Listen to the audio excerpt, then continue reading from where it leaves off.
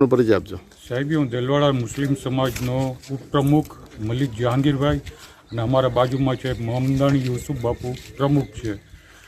અમે આ ટ્રેન બંધ કરી છે એના માટે તમારા પાસે અહીંયા આવ્યા છીએ. અમે રિક્વેસ્ટ કરીએ છીએ કે જેમ બને આ ટ્રેનને બંધ ન કરે અને એને ચાલુ રાખે. આ દેલવાડાથી કેટલીક બાળકો સ્ટુડન્ટ્સ અહીંયાથી ભણવા માટે જાય છે. અહીંયાથી જવા માટે જે પેશન્ટ હોય છે પેશન્ટોને જવા માટે વેરાવળ જવા માટે કેટલી અસુવિધા થઈ જશે બંધ થવાથી.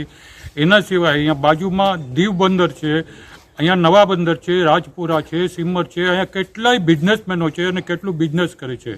તો અમે રિક્વેસ્ટ કરીએ છીએ કે આને બંધ કરવાને બદલે આમાં વધારેમાં વધારે ટ્રેનને વધાવો અને પબ્લિકને પ્રોત્સાહન આપો અને પબ્લિકને ફેસિલિટી આપો.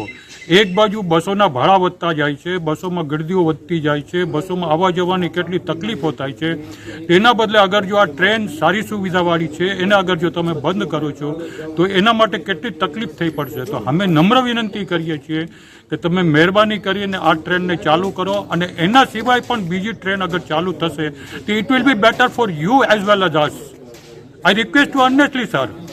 પરિચય આપજો. સાહેબ, હું દેલવાડા મુસ્લિમ સમાજનો ઉપપ્રમુખ મલિક જહાંગીરભાઈ અને અમારા બાજુમાં છે મમદાણી યુસુફ બાપુ પ્રમુખ છે. અમે આ ટ્રેન બંધ કરી છે એના માટે તમારા પાસે અહીંયા આવ્યા છીએ.